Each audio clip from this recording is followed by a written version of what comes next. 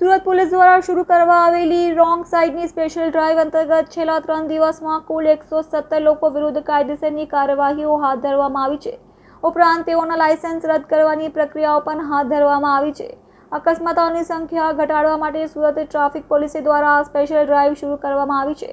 Surat police દ્વારા અકસ્માતોની સંખ્યા ઘટાડવા માટે રોંગ સાઇડમાં આવતા વાહન ચાલકો સામે કાર્યવાહી કડક અમલીકરણ કરી સ્પેશિયલ ડ્રાઇવ ચલાવવામાં આવી રહી છે. આ સ્પેશિયલ ડ્રાઇવ અંતર્ગત છેલ્લા 3 દિવસમાં કુલ 117 લોકો વિરુદ્ધ કાયદેસરની કાર્યવાહી હાથ ધરવામાં આવી છે. તે ઉપરાંત તેઓના લાયસન્સ રદ કરવાની પ્રક્રિયાઓ પણ હાથ ધરવામાં આવી છે.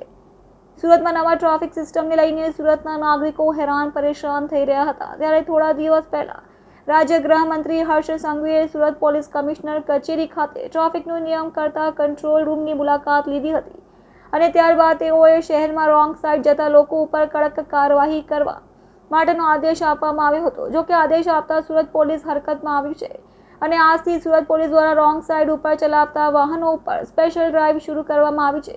એટલે કે આ પહેલા સુરત પોલીસને બ્રહ્મજ્ઞાન થયું ન હતું. સમગ્ર પોલીસ તંત્ર નિદ્રામાં ચાલતું હોય તેવું નજરે પડી રહ્યું હતું.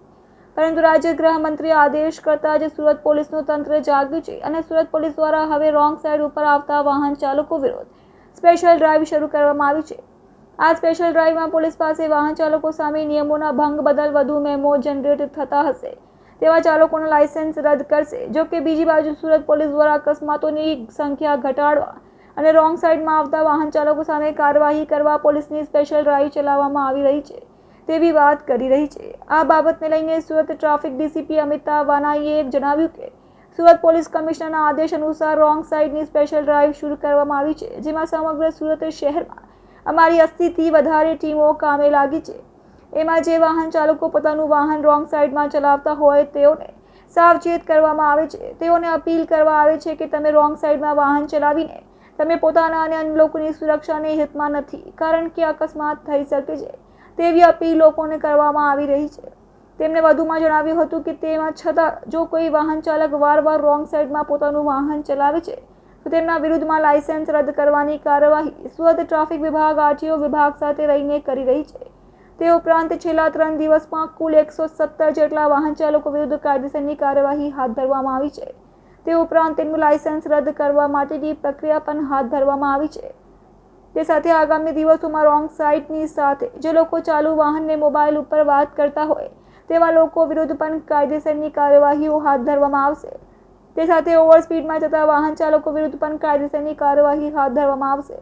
એટલે રોંગ સાઇડમાં ફોન ઉપર વાત કરવા અને ઓવર સ્પીડમાં વાહન ચલાવતા એમ કુલ 3 સ્પેશિયલ ડ્રાઇવનું આયોજન કરવામાં આવ્યું છે. આ ત્રણેય ડ્રાઇવ વાહન ચાલકો માટે જોખમકારક, ભયજનક અને અકસ્માત માટે જવાબદાર હોય છે, જેથી આવા ત્રણેય સ્પેશિયલ ડ્રાઇવ હેઠળ કામગીરી કરવામાં આવી રહી છે અને તેઓના વિરુદ્ધ કાયદેસરની કાર્યવાહી અને લાયસન્સ રદ કરવાની પ્રક્રિયા પણ હાથ કરવામાં આવી છે.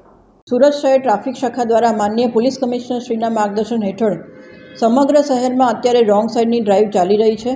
આ રોંગ સાઇડની ડ્રાઇવમાં સૌપ્રથમ અમે વાહન ચાલકોને અવેર કરી રહ્યા છીએ કે તમારું રોંગ સાઇડમાં વાહન ચલાવવાના લીધે તમે તમારી જીવની સાથે સાથે અન્ય વાહન ચાલકોના જીવ પણ જોખમમાં મૂકી રહ્યા છો અને રોંગ સાઇડને લીધે જે રીતે અકસ્માતો ધીરે ધીરે વધતા જાય છે એને રોકવા માટે સુરત શહેર ટ્રાફિક શાખા દ્વારા આ રોંગ સાઇડની ડ્રાઇવની સમજ આપવામાં આવી રહી છે. આમ છતાં પણ જે વાહન ચાલકો અવારનવાર રોંગ સાઇડમાં પોતાનું વાહન ચલાવી અને અકસ્માત માટે જવાબદાર બને છે એવા વાહન ચાલકો વિરુદ્ધ છેલ્લા 3 દિવસમાં 170 વાહન ચાલકોના લાયસન્સ સસ્પેન્ડ કરવા માટે આરટીઓને રિપોર્ટ કરવામાં આવ્યો છે અને આ ડ્રાઇવ એ હજુ વધુને વધુ સઘન બનાવી અને સુરત શહેરના રોડ ઉપર અકસ્માતનું પ્રમાણ ઘટે તેવી કામગીરી હાલમાં સુરત શહેર ટ્રાફિક શાખા દ્વારા કરવામાં આવી રહી છે.